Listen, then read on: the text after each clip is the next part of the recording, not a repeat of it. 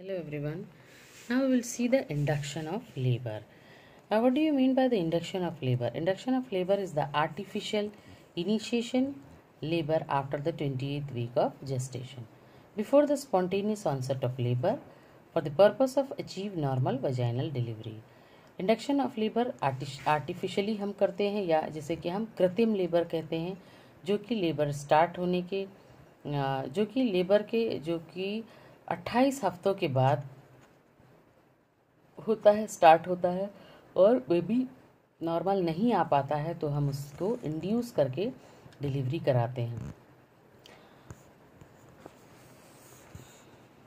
Then comes the augmentation of labor. It is the intervention that it is attended to enhance already existing spontaneous contaminations that are considered inadequate because of the failure of progression or slow progression of the labor. क्योंकि labour बहुत धीमे हो रहा है या फिर pregnancy या फिर डिलीवरी जल्दी नहीं हो पा रही है, प्रोग्रेस नहीं ले पा रहा है, इसके लिए हम ऑगमेंटेशन करते हैं. Then comes the indication of the induction of labour. क्या ज़रूरत पड़ती है हमको इंड्यूस करने की? There will be so many problems, especially in maternal conditions and a fetal condition. We will see the one by one.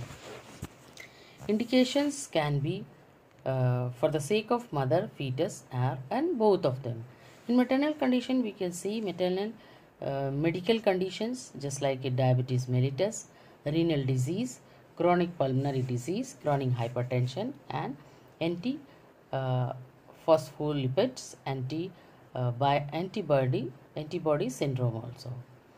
Then next come the fulminating preeclampsia patient also we are inducing the labor. Then premature rupture of the membrane at term. At term, that means completion of 9 months of pregnancy, there will be a premature rupture of membrane. Then chorioamnionitis, and next is the rhesus or isoimmunization. If this condition is there, mother's blood is different and baby's blood group is different, then also we need to induce the labor, or there is a necessary for the induction of a labor. Then icterus gravidarum, intrauterine fetal damages, and bad obstetric history, and there is a accidental hemorrhage also there. If this kind of history is there, sure we will do the induction of labor. Now comes the fetal indications. Why we are doing the induction of labor? For a fetal conditions, fetal compromise, several fetal growth restrictions, RH immunization, oligohydramnios, hydrops fetalis, and post maturity, when the baby is completed the 10 months of pregnancy. 9 months plus 7 days is the normal pregnancy term, but it is completed, it is behalf of beyond 10 months.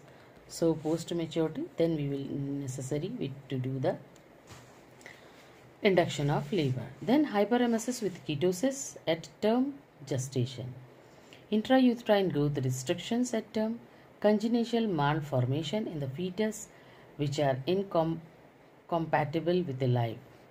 Then suspected geopatry to the fetus, previous unexplained stillbirth, intrauterine fetal death also. And for the sake of mother and fetus, preeclampsia and eclampsia case, hypertension and complicating pregnancies, renal disease and complicating pregnancies, diabetes mellitus, and RH immunization. So we have seen these kind of conditions are there, especially in mother and fetus. We are doing the induction of labor. Then contraindication, why we are not doing, that is the major degree of contracted pelvis, we are not doing the induction. That is the major degree of contracted pelvis leading to the cephalopelvis disproportion. In short words, we can say the CPD. Then major degree of placenta previa, type 2B and type 3rd and 4th. Vasa previa, fetal malpresentation, transverse lie, breech presentation, and oblique lie. fetal distress, umbilical cord presentation and cord prolapse, tumors or cervix or bony pelvis. In this kind of condition, it is a contraindication for the induction of labor. And rest of the points also is there. Previous scarred uterus like previous classical cesarean section, myomectomy scar, uteroplasty, previous 2 or more lower segment cesarean section. If patient is having a previous cesarean section and so many scars are there, जिसे कि हम कहते हैं stretch mark होते हैं, जो बड़े बड़े दाग हो जाते हैं, वो एरिया एकदम कमज़ोर हो जाता है या बहुत लाइट हो जाता है, उस कंडीशन में भी हम इंड्यूस नहीं करते हैं.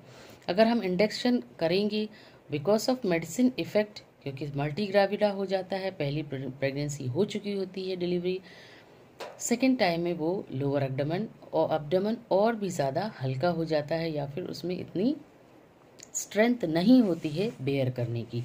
उस कंडीशन में वो पार्ट रप्चर हो सकते हैं और मदर की डेथ भी हो सकती है. तो इस कंडीशन में हम इंड्यूस नहीं करेंगे. Then previous difficult instrumental delivery, अगर उससे पहले कोई ऐसी डिफ़िकल्ट इंस्ट्रूमेंटल डिलीवरी हुई है तो भी हम इंडक्शन नहीं करते हैं. Then multiple gestation, active herbs infection, test of fetal wellbeing, non-stress test, color Doppler indicating fetal jeopardy before the onset of the labor. Such a fetus may not withstand labor pain. Pregnancy following repair of the vesicovaginal fistula. Then any other contraindication for the safe vaginal delivery. ऐसी conditions में हम mother को indicate नहीं करते हैं या हम उसे इंडक्शन ऑफ लेबर के लिए तैयार नहीं करते हैं. Then comes the prerequisites for the labour induction. There should be a valid medical indication for the labour induction and expected benefits outweigh its potential harm. Then consideration must be given to the actual condition wished and preference of the patient with a due emphasis on the cervical status, specific methods of labor induction and associated conditions like a parity and rupture of the membrane. Then facilities for the emergency cesarean section must be there round the clock. Then fetus lung maturity must be confirmed by the mean as a far as possible. Fetus के अगर lung maturity नहीं है तो भी हम induction नहीं करते हैं. Then cervix must be ripen और if the cervix is unripe then it is priming to be done before the induction. Induction करने से पहले सर्विक्स का राइपनिंग होना ज़रूरी है या सर्विक्स के मुंह का खुलना या सर्विक्स का विस्तारण होना बहुत ज़रूरी होता है, अदरवाइज हम इंड्यूस नहीं कर सकते हैं. The fetus should be able to withstand the hypoxic effect of the labor pain. There should be no pre-existing fetal hypoxia. Then comes the pre-induction methods of the cervical ripening. There are so many mechanical as well as the pharmacological methods available for the cervical priming.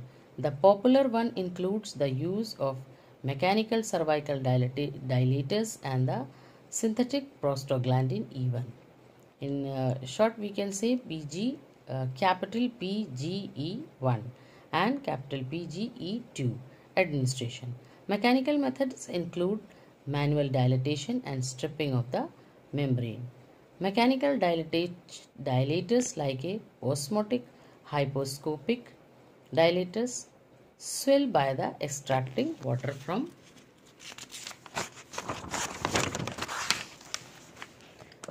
cervical tissue, gradually expanded the cervical canal. Example, the laminare japonicum tent or lamical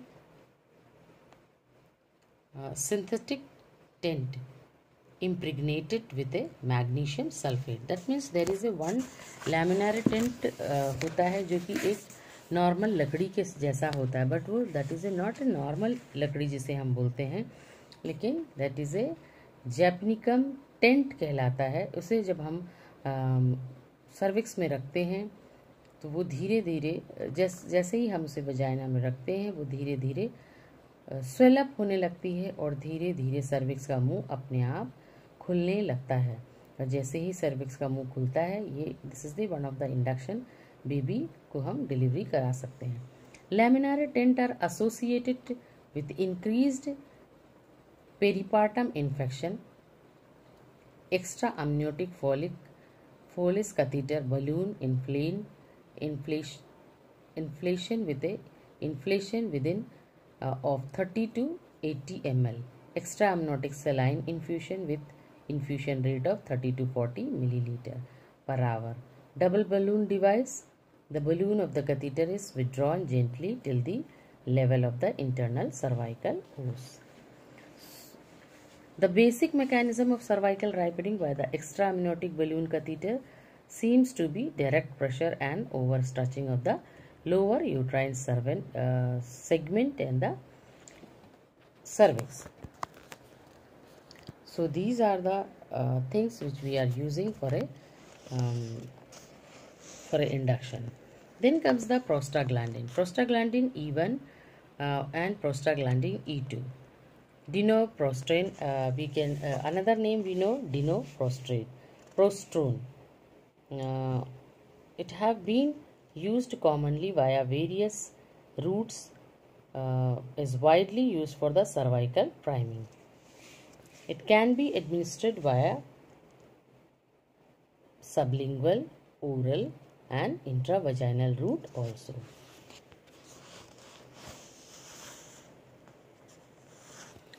So this is the induction of labor.